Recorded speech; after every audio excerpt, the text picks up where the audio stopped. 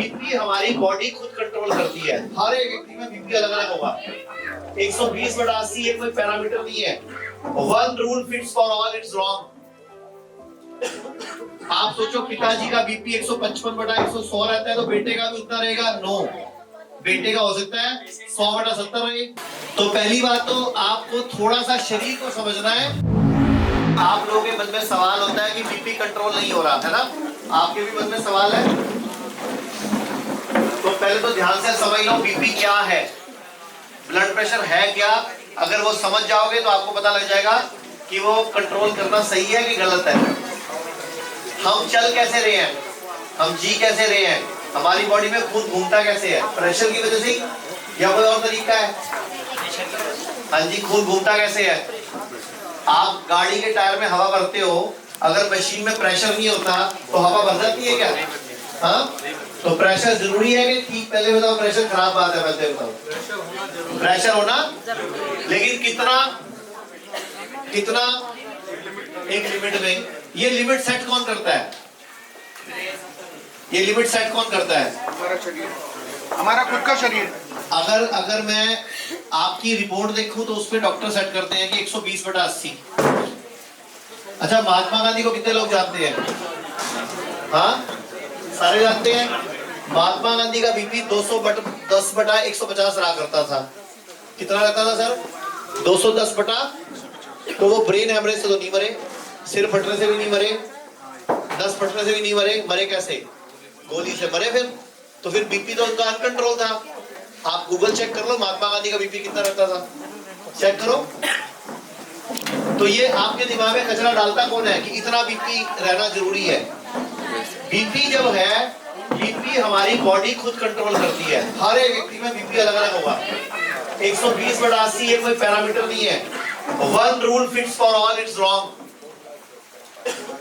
आप सोचो पिताजी का बीपी 155/100 रहता है तो बेटे का भी उतना रहेगा? नो, बेटे का हो सकता है 100/70 रहे। तो पहली बात तो आपको थोड़ा सा शरीर को समझना है, फिर हम बाकी बात करते हैं, ठीक है? अच्छा, पूरी दुनिया में सबसे प्राचीन देश कौन सा है?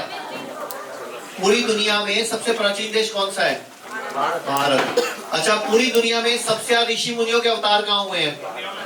भारत में। पूरी दुनिया में वेद किस देश के पास है? ग्रंथ किस देश के पास है? पुरानी साइंस नॉलेजेबल किसके पास है पूरी दुनिया में? अच्छा, जो भगवत गीता में लिखा है वो सच लिखा है, झूठ लिखा है? पक्का? वेदों में जो लिखा है सच लिखा है, झूठ लिखा है? सच लिखा है। तो वेदों में क्या लिखा हुआ है? सामवेद में क्या लिखा हुआ है कि भगवान कह रहे हैं कि इंसान को, मानव को मैंने मेरी छवि के रूप में बनाया है। क्या बोल रहे हैं सामवेद में? कि इंसान को, मानव को मैंने अपनी छवि के रूप में बनाया, यानी कि मैंने मेरी कॉपी तैयार की है। यानी कि हम भगवान हुए। भगवान की कॉपी कौन होगा? अच्छा चलो, ऋग्वेद में क्या लिखा है? ऋग्वेद में भगवान ने कहा कि इंसान, मानव, पुरुष या महिला जो भी, ये मेरी सर्वश्रेष्ठ कृति है। यानी कि मेरी सबसे बढ़िया रचना अगर दुनिया में कुछ है तो क्या है? मानव। तो हम सर्वश्रेष्ठ रचना है। अच्छा, भगवत गीता में श्री कृष्ण ने क्या कहा? कि सभी मेरी संतानें हैं। यानी कि हम कौन हुए? भगवान के ही पुत्र या पुत्री। अच्छा, गुरु ग्रंथ साहब में गुरु नानक देव जी ने क्या वाणी में बोला है?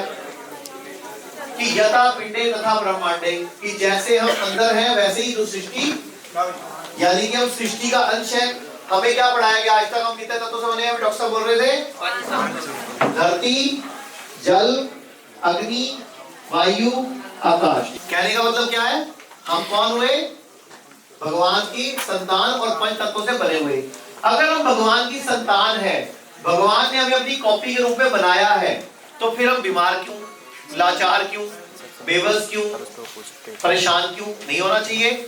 इसका मतलब कोई ना कोई गलती हुई है, कोई ना कोई गड़बड़ हुई है, हमारी नॉलेज में कोई कमी है, या हमें बचपन से सही पढ़ाया नहीं गया, या अंग्रेजों ने कुछ ऐसा किया कि हम अपना असली ज्ञान भूल गए। जब अंग्रेज भारत में नहीं आए थे, उससे पहले हमारी पढ़ाई लिखाई कहाँ होती थी? गुरुकुल में। गुरुकुल में क्या ऐसा पढ़ाया जाता था? गुरुकुल में वेद पढ़ाए जाते थे। तो हमें पता लगता हमारी शक्तियां क्या है। गुरुकुल में हमें गीता पढ़ाई जाती थी, हमें पता लगता था हमारा कर्म क्या है, हम काम क्यों करें, धरती में आए क्या करने हैं। गुरुकुल में हर व्यक्ति की लाइफ का टारगेट सेट होता था कि तू धरती में करने क्या आया। लेकिन स्कूलों में तो टारगेट हमारा ही सेट नहीं है। हमें तो ये थोड़े दिन बाद पता लगता है सब बच्चे ही पैदा किए और तो कुछ किया ही नहीं आए थे। तो मैं ये कहना चाह रहा हूँ, आपको समझ आ गया होगा कि भगवान ने हमें बोला कि ये मेरी छवि है, मेरे पुत्र पुत्री हैं, मेरी ही संतान है, मेरी कृति है। तो फिर किडनी खराब, लीवर खराब, शुगर, बीपी, ये सब क्या है? हमें किसी भी स्कूल कॉलेज में सिखाया नहीं गया क्या खाना है, क्या नहीं खाना, क्या ज्यादा खाना है, क्या कम खाना है, क्या अच्छा क्या बुरा, और किस मौसम में क्या खाना है, किस मौसम में क्या नहीं खाना।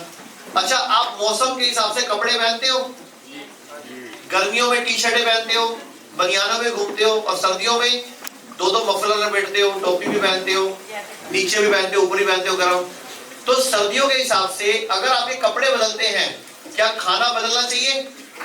लेकिन आप पूरा साल गेहूं ठोकते रहते हो। कौन सी किताब में लिखा है भाई? किसी ग्रंथ में लिखा दो पूरा साल गेहूं खाना चाहिए। आप अपने याद करो पूर्वजों को, वो पूरे साल कभी गेहूं नहीं खाते थे, कभी गेहूं, कभी बाजरा, कभी रागी, कभी मक्की, कभी याद है सरसों का साग। आप लोग भूल गए हो ना, तो भुगतोगे भी। कहीं भी किसी ग्रंथ में आज तक ये नहीं लिखा कि दूध के साथ फ्रूट खाना चाहिए, दूध के साथ फ्रूट मना किया गया है। और आप सबने मैंगो शेक ठोक रखे हैं, सबने मैंगो शेक पी रखे हैं, आपने बनाना शेक पिए हुए हैं, जबकि आयुर्वेद में क्लियर मना है कि दूध के साथ आम, दूध के साथ केला नहीं खाना होता। तो कोई मेरा कसूर नहीं है भैया आप बीमार हो तो, क्योंकि गलतियां हमने करी हैं। अब समझो, अगर हम भगवान हैं तो हम शक्तिशाली भी होंगे, हमें पावर भी होगी, हमें वो वैल्यूज भी होगी। अब आपको आज तक बोला गया कि किडनी फेल तो जिंदगी फेल, यही बोला गया, किडनी फेल तो जिंदगी फेल। किडनी फेल होगी मतलब अब आपका कुछ नहीं हो सकता, डायलिसिस कराओ या फिर ट्रांसप्लांट कराओ। तो ये पेपर क्या बोल रहा है? ये मेरा पेपर तो है नहीं, ये इजराइल और यूएस का रिसर्च पेपर है, ये मेरे हाथ में है। Israeli and US researchers prove that kidney are capable of regeneration, यानी कि किडनी में शक्ति है अपने आप को वापस रीजनरेट करने की। तो ये मैंने थोड़ी छापा है भैया। चलो ये एक पेपर है, चलो एक पेपर झूठ बोल सकता है, कितने पेपर और चाहिए ऐसे जो बोलेंगे कि kidney are capable of regeneration? ये स्टैनफोर्ड का रिसर्च पेपर है। डॉक्टर पकड़ो एक, ये क्या बोल रहा है देखो जरा। Adult kidney constantly grow remodel themselves, यानी कि किडनी एक बार बड़ी हो जाए तो अपने आप को कॉन्स्टेंटली बड़ा करती रहती है, मींस अपने आप को रीग्रो रीजनरेट करती रहती है। तो या तो ये झूठ बोल रहा है या डॉक्टर झूठ बोल रहे हैं। तो आपको क्या लगता है झूठ कौन बोल रहा है? डॉक्टर झूठ बोल रहे हैं। क्यों? उनको पढ़ाया ऐसे क्या कि तुम्हारा मकसद अगर किडनी खराब हो गई तो डायलिसिस ही करवाना है, इसी से पैसा मिलेगा। हम पागल है जो उनसे लड़ रहे हैं और आप फिर हमसे लड़ रहे हो। कई लोग बोलते हैं सर आप गारंटी दे दो, पहले तो जी करता उसको लंबा डालें। क्यों भैया, उनसे गारंटी ली थी, हम तो आपको 100 पेशेंट खड़े कर देंगे, उनसे मिल लो, तसल्ली हो रही है, अगर वो ठीक हो रहे तो आप भी हो जाओगे। क्योंकि सुप्रीम कोर्ट कहता है भारत का कि हम किसी को नहीं कह सकते आप ठीक हो सकते हो, कानूनन गलत है। हमारी जो डॉक्टर्स की गाइडलाइंस हैं उसमें एक लाइन है, you are not capable, you are not, आपको कोई शक्ति नहीं है किसी को ये कहने की आप ठीक हो जाओगे, कह ही नहीं सकते हम, कानूनन जुर्म है। लेकिन ठीक हो सकते हो कैसे? आप भगवान हो भाई। अच्छा, महाभारत रामायण सबने देखी है, सुनी है? रामायण में हनुमान जी के पास शक्तियां थी, जामवंत ने क्या की थी? उनको सिर्फ, हाँ जी, हनुमान जी के पास शक्तियां थी या कहीं से दी गई थी? थी ना।